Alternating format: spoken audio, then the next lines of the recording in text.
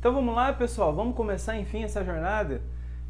Esse é o primeiro vídeo de uma série de muitos, se Deus quiser, onde eu trago para vocês aqui conteúdos da língua portuguesa e como que a gente começa a estudar a língua portuguesa, como que a gente começa a estudar qualquer conteúdo.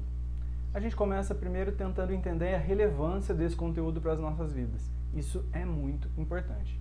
Eu sei que vocês, pessoas sábias, né, inteligentes, quando vocês pegam aí qualquer conteúdo para estudar, vocês não vão direto ao ponto. Ah, eu vou estudar conteúdos de direito, por exemplo. Você não vou prestar um concurso que exija conteúdos de processo penal. Você não compra um código de processo penal, abre lá no primeiro artigo e sai lendo que nem um desesperado. Não. O que a gente faz? Primeiro a gente procura entender a relevância do Código de Processo Penal nas nossas vidas. Qual é o propósito de um Código de Processo Penal? Qual é o propósito da norma culta da língua portuguesa, já que é isso que a gente vai estudar? Qual é o propósito da gramática normativa? Então esse é o primeiro vídeo, algo que eu gostaria que vocês gravassem já desde o início. Por que isso? Porque quando a gente entende o que a gente vai ganhar, o que a gente vai adquirir, essa consciência se torna um estímulo a mais para a gente não desistir dos estudos. Essa consciência é importante também para a gente conseguir perceber, né, para a gente realizar esse ganho ainda durante o processo de estudo. Enquanto a gente está estudando ali, começa a encaixar as coisas, poxa, olha aqui o que eu estou aprendendo, isso aqui eu uso em diversas situações, isso aqui realmente vai me ajudar de diversas maneiras. Isso costuma trazer um estímulo a mais para que a gente não desista quando as coisas começam a ficar um pouquinho mais repetitivas, né? Um pouquinho mais cansativas. Então é isso que a gente vai fazer agora no primeiro vídeo. Nosso conteúdo é a língua portuguesa, tá? A norma culta da língua especificamente, e eu tenho que trazer para vocês aqui a importância, em alguns vídeos, a importância de se estudar a norma culta da língua portuguesa. A língua portuguesa é o código que os falantes, né, da língua portuguesa utilizam para se comunicar, para interagir entre si, para interagir com o mundo. É muito importante a gente ter um código para trazer todo mundo, todas as coisas do mundo para essa situação de comunicação. Então, quando eu defino que esse objeto aqui passa a se chamar caneta, quando eu coloco um signo linguístico em cima dele aqui, toda vez que eu falo caneta, vocês aí imaginam uma caneta, vocês sabem basicamente do que eu estou falando, ok? É assim que funciona, é assim que a comunicação acontece. É por isso que o mundo é como é, tá? As coisas do mundo, a gente não só usa a comunicação para interpretar as coisas do mundo, como também criar novas coisas em cima desse mundo. A gente só vive da maneira que a gente vive hoje em dia, porque um dia o ser humano foi capaz de desenvolver a sua comunicação, tá? Então, por exemplo, quando eu dando uma aula presencial, por exemplo, o professor chega lá na frente e diz, ó, ainda falta uma hora para a aula acabar. Ele acha que o conteúdo foi bem passado, a galera precisa de um descanso, diz assim, pessoal, a aula acabou. Criou-se, através de um enunciado, o final da aula. Olha só que interessante, a gente não só interpreta as coisas do mundo, como a gente cria situações no mundo através da nossa comunicação. Uma palavra interessante para mim, especificamente, é o verbo parabenizar. O verbo parabenizar, alguém um dia fez alguma coisa legal, ganhou alguma coisa, se destacou de alguma maneira, e alguém foi lá e declarou o enunciado, ó, que isso que você fez agora, que isso seja para o seu bem, que isso venha parabéns, para benefícios, que isso venha te trazer coisas boas, tá? Parabéns. Através de um enunciado, de um dito, de um desejo expresso, a gente criou um ato no mundo, que é o ato de parabenizar. E através desse ato, hoje a gente tem um verbo, né? Esse verbo parabenizar. Eu parabenizo, tu parabenizas, ele parabeniza. Olha só, hoje a gente tem um ato de parabenizar que nasceu a partir do momento que alguém proferiu um enunciado, ó, isso é para o seu bem, que isso venha para o seu benefício. Parabéns. Um enunciado criou uma nova situação no mundo. Então, a gente usa a nossa comunicação para sobreviver, para interagir com o mundo e para interagir com os outros seres. A gente precisa de um código, como eu disse para vocês. Quando eu disser casa, todo mundo tem que saber do que eu estou falando para a comunicação acontecer. Ah, tem um carro, eu não preciso apontar, eu não preciso trazer um carro até aqui, ou a gente consegue conversar, a gente consegue interagir com esse objeto carro sem ter um carro aqui presente, porque a gente destinou um código, um signo para esse para esse ente, para esse ser, para esse objeto. Então é basicamente isso. Ok, só que, vamos começar a nossa aula aqui agora. Essa nossa interação com o mundo, ela costuma variar, ela costuma evoluir, tá? Então nada mais natural que a nossa língua seja versátil, que a nossa língua portuguesa acompanhe essas transformações nas nossas relações, que ela seja eficiente, tá? Se as nossas relações mudam, nada mais natural que a nossa língua portuguesa também mude. E é por isso que a gente não tem só a norma culta na língua portuguesa, como a gente tem uma infinidade de variações linguísticas que nasceram de necessidades sociais, geográficas, políticas, tudo bem? E aí a nossa língua ela varia, ela brinca, ela dança, ela tem que ser, para a gente interagir corretamente, ela tem que ser competente, tá? E aí a gente tem uma diversidade de variações. Uma dessas variações é a norma culta, é o que a gente vai estudar agora e é o que eu vou reforçar para vocês, que eu pretendo exemplificar aqui para vocês a importância dessa variação em específico. É dela que a gente vai falar daqui um tempão durante próximos vídeos, tá? O que acontece? Qual que é a diferença da norma culta em relação às outras variações? Ela serve para a gente de base, tá? Anotem aí, essa norma culta, ela traz para a gente uma situação de unidade. Ela é muito importante, tá? Graças a essa base, a gente se sente confortável a criar novos termos, a gente se sente confortável, né, com relação às diversas variações que existem, porque a gente tem uma base, a gente tem onde se encontrar. Então, a principal importância da norma culta é ter essa base, é ter essa sensação de unidade que a norma culta nos traz. De que forma que ela traz essa sensação de unidade? Vou explicar para vocês agora. Então, a gente está lá. Em um determinado contexto da Bahia, pessoal criativo, você chega em Salvador, né? Digamos que a gente estivesse podendo viajar nesse momento de quarentena, a gente chega em Salvador, se encontra com um amigo, a pessoa vira pra gente e fala: poxa, Leandro, essa quarentena tá barril, hein? Barril. Eu falo: poxa, eu sei o que significa barril.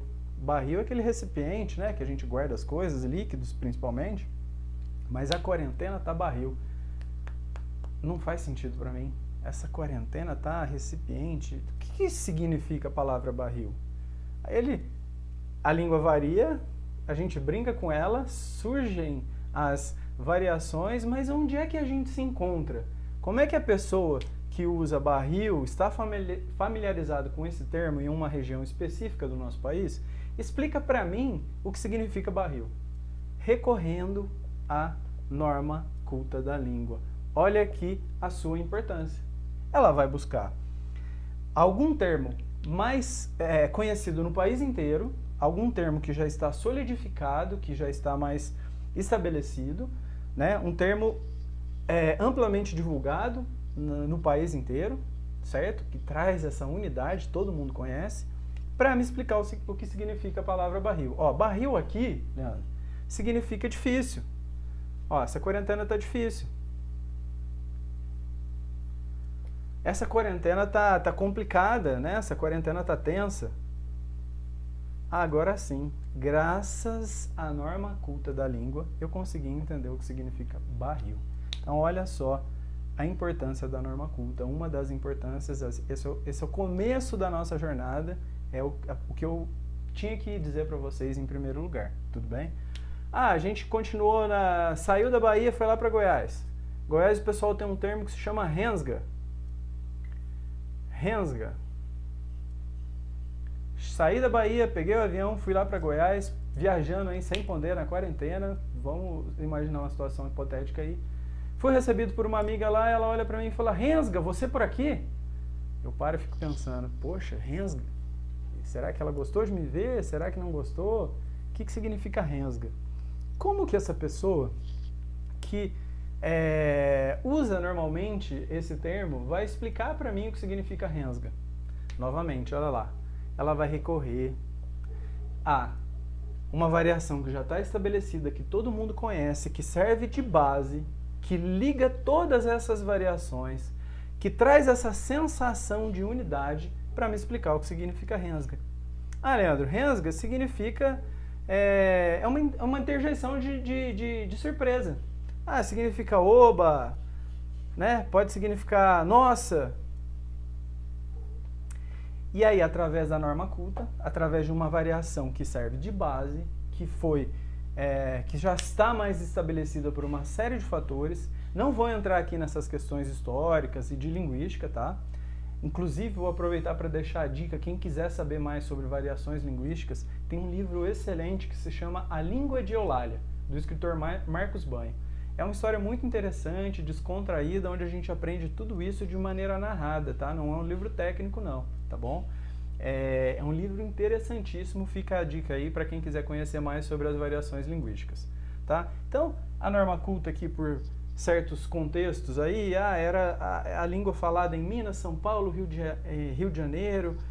Ali foi uma região, ainda é uma região muito influente no nosso país, tudo acontecia ali, né? O dinheiro era movimentado ali, lá a gente tinha mineração, lá a gente tinha as indústrias em São Paulo, a gente tinha a nossa capital do país, era no Rio de Janeiro, foi no Rio de Janeiro por muito tempo.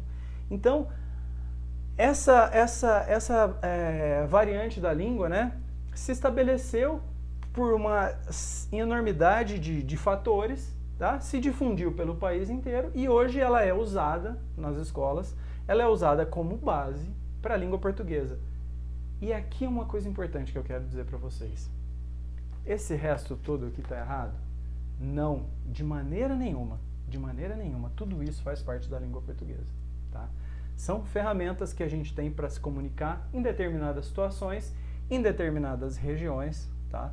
E tudo isso porque a gente tem uma língua que nos une, a gente tem uma variante que serve de base para a gente não se perder nessa infinidade de variações que a língua tem, tudo bem? Então, a gente tem que aprender isso aqui? Tem. Mas a gente tem que aprender isso aqui, a gente tem que aprender isso aqui, a gente tem que aprender isso aqui. Quanto mais ferramentas a gente tem na hora de se comunicar, mais eficiente vai ser a nossa comunicação. É só isso, não se trata de erro, a gente não tem que ter preconceito linguístico. Não é porque eu não uso barril, não uso Rensga, que eu vou dizer que eu me comunico melhor ou que isso está errado. Definitivamente não. Eu preciso saber disso aqui também, se eu precisar, se houver a necessidade de eu me comunicar também nesses países, nessas regiões aqui. E uma série de fatores. Por exemplo, vou dar um exemplo bobo aqui. Vamos criar uma propaganda regional em que aconteça, por exemplo, em Goiás. Né? A gente tem o goianês aqui. Vamos para o sul.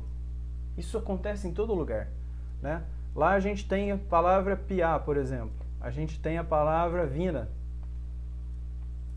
Vou fazer uma propaganda. Olha, o piá de hoje em dia prefere a vina no pão. O que significa piá? O que significa vina? Eu que não sou de lá, vou perguntar. O que significa isso? A pessoa que está acostumada com essas variações vai recorrer à norma culta e me explicar que piá significa menino. Olha só, graças à base eu consegui entender o que significa menino, o que significa piá. Vai explicar para mim que vina significa salsicha. Olha só, agora eu entendi que o menino gosta de cachorro-quente. Então, se eu quero fazer uma propaganda mais regional, eu uso esses termos regionais para mostrar uma proximidade, né? Para trazer uma sensação de semelhança, de aconchego, né? Que eu faço parte daquela região, tá? Que eu estou vendendo algo tradicional. Se eu quiser atingir o país inteiro, eu tenho que me utilizar de expressões conhecidas no país inteiro. Eu preciso utilizar daquilo que traz a sensação de unidade. E aqui fica o X da nossa aula de hoje. Essa é uma das importâncias da norma culta. É ela que traz esse sentido de base, sentido de unidade. Entenderam?